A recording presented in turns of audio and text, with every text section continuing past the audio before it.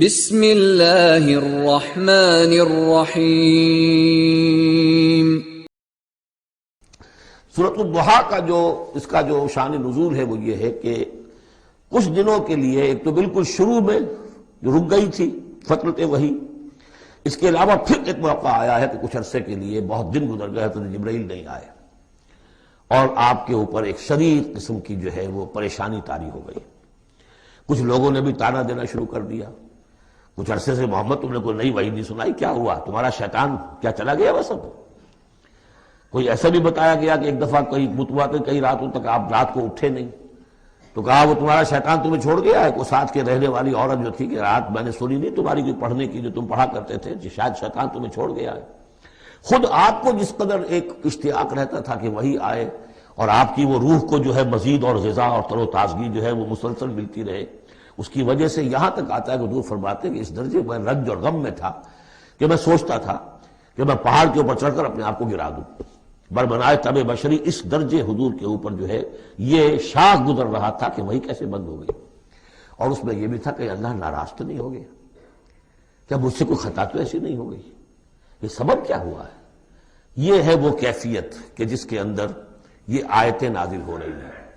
اور اب آپ اس کو سمجھ لیجئے کہ اس کا نفسیاتی اور انسان کی باطنی کیفیات کے ساتھ کیا تعلق ہے۔ انسان پر دو طرح کی کیفیات طاری ہوتی رہتی ہیں، جیسے میں نے پہلے ایک دفعہ آپ کو بتایا صدیق اور شہید کے درمیان جو فرق ہے بنیادی، کہ کچھ بنیادی طور پر لوگ ایکسٹروورٹس ہوتے ہیں، کچھ بنیادی طور پر انٹروورٹس ہوتے ہیں۔ ایکسٹروورٹس کھیل کود بھاگ دوڑ، لوگوں سے ملنا جلنا، گفتگو ہے، اسے دھکا دے دیا اس سے مذاق کر لیا، اسی میں وہ خوش رہتے، بڑے مگن رہتے، تنہائی انہیں کاٹ کھانے کو دوڑتی ہے۔ اور ایک انٹروورٹس ہوتے ہیں کہ وہ مجلس وغیرہ کو نہیں ہوتا، اپنے تنہائی میں کہیں بیٹھے ہیں، غور و فکر کر رہے ہیں، سوچ بچار کر رہے ہیں، انہیں وہ مجلس سے زیادہ اپنا گوشہ تنہائی جو ہے وہ زیادہ عزیز ہوتا ہے۔ تو یہ دو مزاج اللہ نے بنائے ہیں۔ اسی طرح ہر انسان کے اوپر آلٹرنیٹلی کچھ کیفیات آتی ہیں جس کو ہم کہتے ہیں میرا موڈ آف ہے، ایک طرح کا قبض سا ہو جاتا ہے طبیعت میں بندش سی ہوتی ہے۔ کسی وقت اسی شخص کے اندر پھر انشراح سا ہو جاتا ہے، پھر ہنسنے بولنے کو جی چاہتا ہے، گفتگو کرنے کو جی چاہتا ہے۔ تو یہ کیفیت جب انسان کی روحانی زندگی سے متعلق ہو جائے تو اس کو پھر صوفیہ نے نام دیا قبض اور بسط۔ کبھی طبیعت میں انشراح ہے، انبساط ہے، طبیعت جو ہے وہ آبادہ ہے، ہر چیز میں روشنی کا پہلو آدمی دیکھ رہا ہے۔ ہر چیز کے اندر آپ کو معلوم ہے ایک تاریک رخ بھی ہوتا ہے کسی معاملے کا اور روشن رخ بھی ہوتا ہے، اس وقت انسان روشن رخ کو دیکھتا ہے۔ اور ایک وقت میں آتا ہے کہ طبیعت میں بندش سی لگ گئی ہے، جیسے اندر کوئی پکڑ لیا کسی نے، اب طبیعت جو ہے وہ بھی اپنے اندر وہ انقباض محسوس کر رہی ہے، اور پھر آدمی پیسیمسٹک ہو جاتا ہے، نا امید سا ہوتا ہے، پھر اسے ہر معاملے کا تاریک پہلو زیادہ نظر آنے لگتا ہے۔ تو یہ قبض اور بسط کی کیفیات ہیں۔ جب کبھی قبض کی کیفیت ہو، قاضی ثناء اللہ پانی پتی رحمۃ اللہ علیہ نے تفسیر مظہری میں لکھا ہے کہ قبض کی کیفیت میں اس صورت کا پڑھنا تریاق ہے۔ جس طرح حضور صلی اللہ علیہ وسلم کے لیے گویا کہ اس وقت جو وحی کا بند ہو جانا تھا وہ گویا کہ ایک طرح کے انقباض اور قبض کی کیفیت پیدا ہوئی تھی، اس میں اب اللہ تعالیٰ فرما رہے ہیں والضحیٰ، قسم ہے دن کے دھوپ چڑھنے کے وقت کی، واللیل اذا سجا، اور قسم ہے رات کی جبکہ وہ چھا جائے یا ساکن ہو جائے۔ سجا کے دونوں معنی ہے سکون۔ اب دیکھیے ان دونوں کو کیوں لائے، اس لیے کہ صبح ہے، حرکت ہے، برکت ہے، چلنا ہے، دوڑنا ہے، ہر شخص جا رہا ہے، ادھر جا رہا ہے ادھر جا رہا ہے۔ رات کو سکون ہو گیا، تاریکی چھا گئی اور شور ہنگامہ ختم ہو گیا۔ لیکن یہ رات اور دن دونوں ضروری ہیں انسان کے لیے، یہاں کا نظام چلانے کے لیے۔ اگر رات ہی رات ہوتی تب بھی یہ دنیا نہ چلتی، اور دن ہی دن ہوتا تب بھی نہ چلتا۔ تو رات بھی ضروری ہے۔ اسی طریقے سے نفس انسانی کے لیے کبھی کبھی قبض کا وقفہ بھی ضروری ہے۔ آپ اسے یہ نہ سمجھیں کہ اللہ تعالیٰ ناراض ہو گیا، یہ بھی ہماری تربیت کا ایک یوں سمجھیے کہ ایک جز ہے۔ ما ودعک ربک وما قلی، آپ کے رب نے آپ کو رخصت نہیں کیا ہے، نہ ہی وہ آپ سے ناراض ہوا ہے۔ وَلَلْآخِرَةُ خَيْرٌ لَكَ مِنَ الْأُولَىٰ، اور اس کے بعد جو وقت آئے گا اس قبض کے بعد وہ پہلی سے بھی بہتر ہوگا۔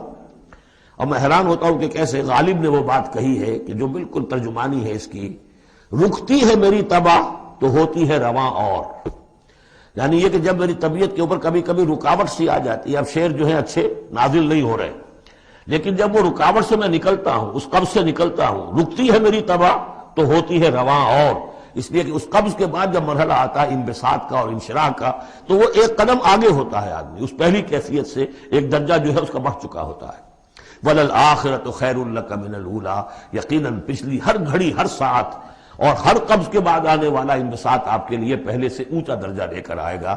وَلَسَوْفَ يُعْطِيكَ رَبُّكَ فَتَرْضَىٰ، ان قریب آپ کا رب آپ کو اتنا کچھ دے گا، اتنا کچھ دے گا، آپ کی محنتوں کے وہ نتائج سامنے آئیں گے کہ آپ راضی ہو جائیں گے۔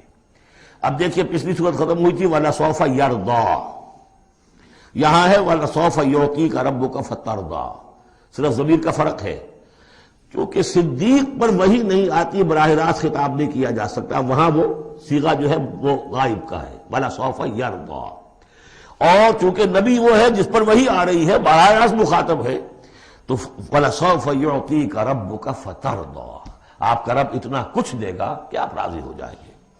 اب یہ کہ اسی قبض کی حالت میں پھر اللہ تعالیٰ اپنے احسان جتا رہا ہے، اور یہ بہترین ہے۔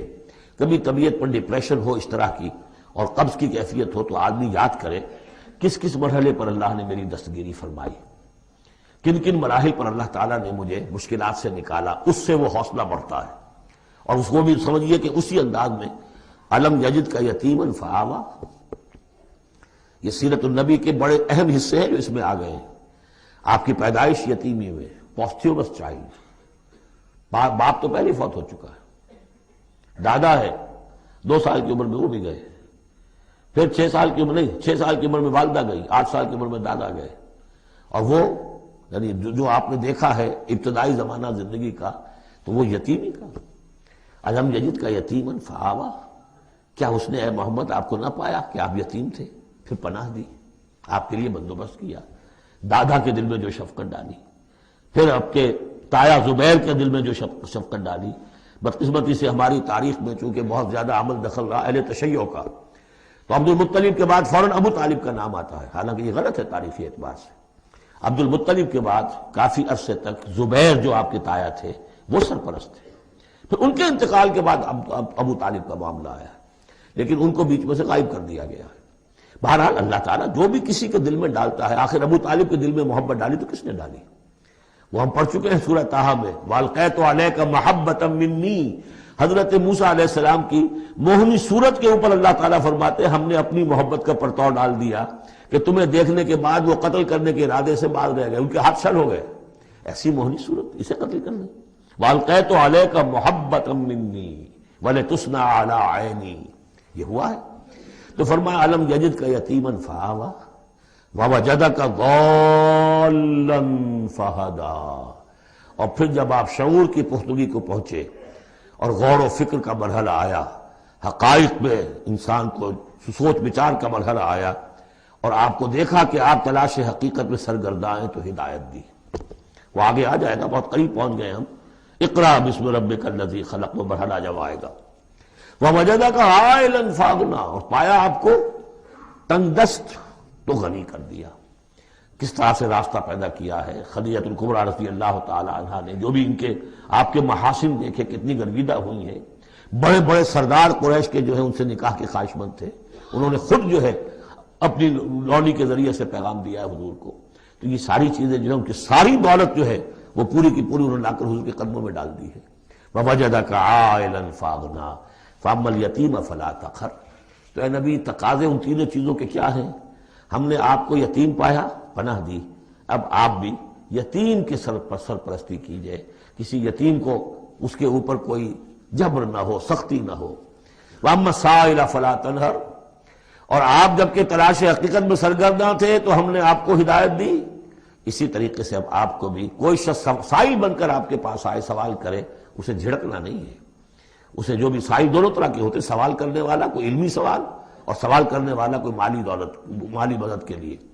وَأَمَّا بِنِعْمَةِ رَبِّكَ فَحَدِّثْ، اور جو ہدایت تمہیں دی ہے ہم نے اب اسے عام کرو، یہ نعمت ہے، آپ کے رب کا انعام ہے، یہ ہدایت جو آپ کو عطا ہوئی ہے اس کو بیان کرو۔ اس کے بیان کرنے میں یہ بھی ہے کہ اللہ کے انعامات کا چرچا انسان کرے، اس کا شکر ادا کرنے کے لیے، اور یہ بھی ہے کہ اس کو پھیلائے اور عام کرے، دوسروں تک پہنچائے، ورنہ وہ بخل ہو جائے گا کہ وہ دولت جو ہے ہدایت کی اس کو آدمی صرف اپنی ذات تک محدود رکھے اور اس کا جو خیر ہے وہ دوسروں تک نہ پہنچائے۔